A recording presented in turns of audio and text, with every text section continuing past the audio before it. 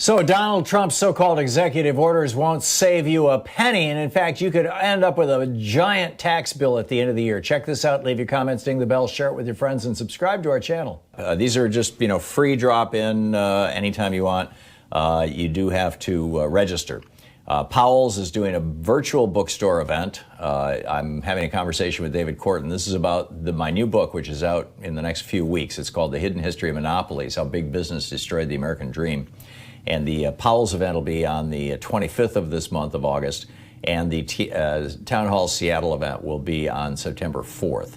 And you can get more information about that over at thomhartmann.com. Just an FYI about what I'm up to as we continue. What Trump is up to on Friday is further gutting the post office. Louis DeJoy, who is the $2 million donor to the Trump campaign that Trump put in charge of the post office, on Friday did what is being referred to as the Friday Night Massacre. He removed two senior executives and displaced 23 top postal executives. In all, basically a 33-person reorganization of the senior management of the post office. Why? Well, in all probability, it appears to mess with our election and to set the post office up for privatization, for Federal Express to come in or some other company and buy it. But probably the biggest news over the weekend is that while Trump was hanging out with millionaires and billionaires at his country club where you pay $350,000 to join, and they all stood there and syncopatically applauded him, and most not even wearing masks at one point, which is just bizarre. He said that he was signing 4 executive orders. Now, that's a lie. He signed 1 executive order and 3 things called memorandums. I got this email from the Trump campaign. The president just signed 4 executive orders. Well, like I said, that's a lie. He signed 1 executive order. That 1 executive order we'll get to in a minute, but it doesn't do anything. But we'll go through these. Anyhow, it says the president just did this.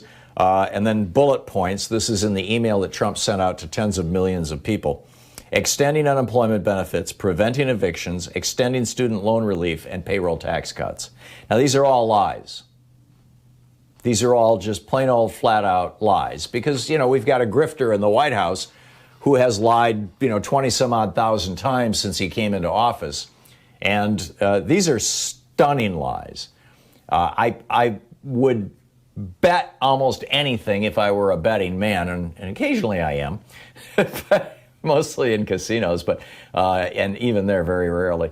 But I would bet almost anything that Mark Meadows is behind this. Mark Meadows is the guy who owes his career to Charles Koch and his network of people. He was the chair of the Tea Party caucus in the House of Representatives. Virtually all of the members of the Tea Party caucus, in a large chunk, probably the large majority of the Republican Party overall, both at the state and federal levels around the country, owe their careers to Charles Koch and his network. But Mark Meadows in particular. And that, if Trump sat down with Pelosi and Schumer and McConnell, that they would probably work something out, because Trump wants a deal.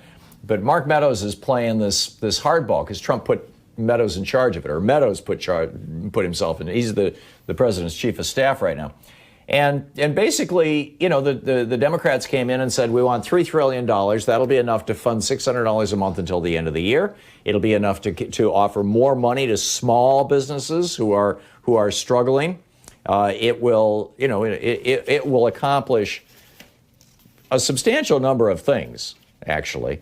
It would extend the unemployment coverage of $600 a week all the way to the end of the year.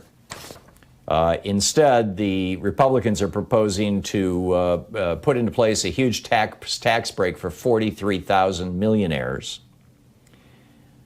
The HEROES Act, the Democrats, it repeals a $135 billion millionaire giveaway. On the unemployment insurance, the Democrats were proposing $600 a week. This is in the $3 trillion bill. The Republicans' $1 trillion bill rebuttal was $200 a week. The Democrats are proposing $900 billion, almost $1 trillion, to give to state and local governments because their tax revenues have collapsed. You've got states that are on the verge of bankruptcy. The Republicans, no money. No money for state and local. We don't care if fire departments go broke. The Democrats were proposing $117 billion in additional support for Medicaid so that, low-income people who get sick with coronavirus could get treated. The Republicans said no money for Medicaid.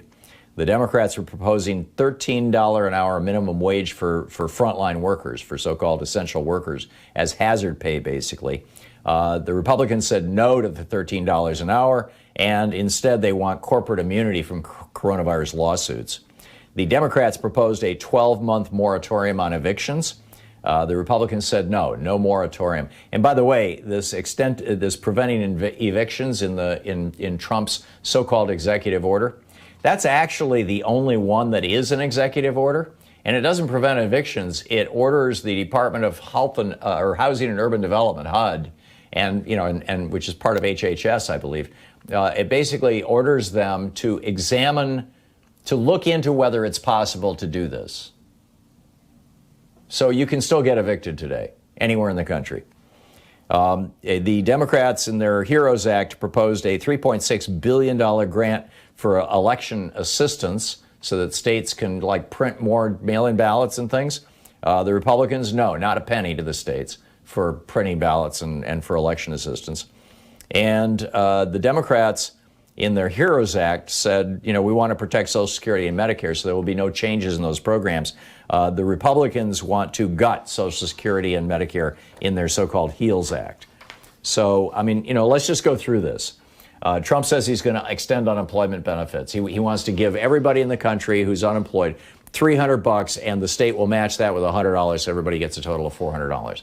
Well, how does he do that? He doesn't have the authority to appropriate money and give it to people. It turns out that he's doing it the same way he's funding his wall down in Texas.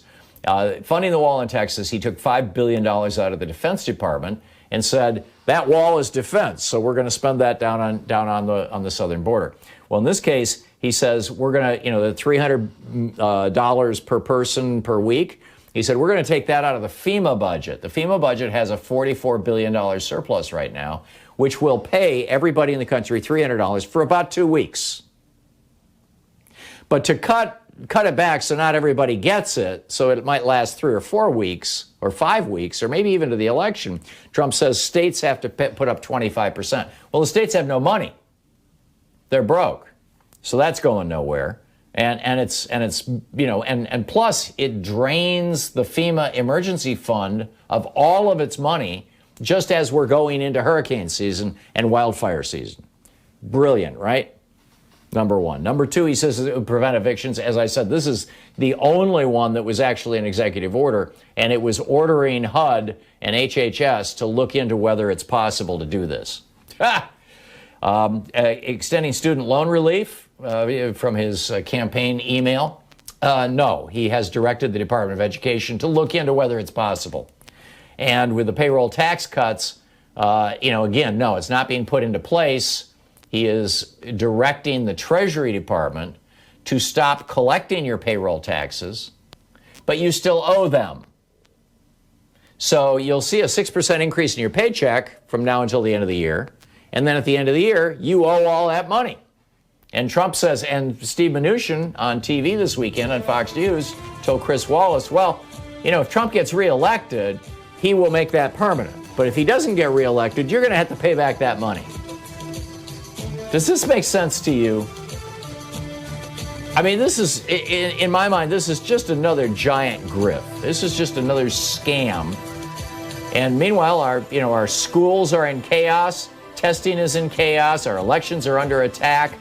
250,000 Americans will be dead by Election Day. Thom Hartmann Program. 5 million are already sick, and Mitch McConnell and the Republicans in the Senate have gone on vacation for the summer.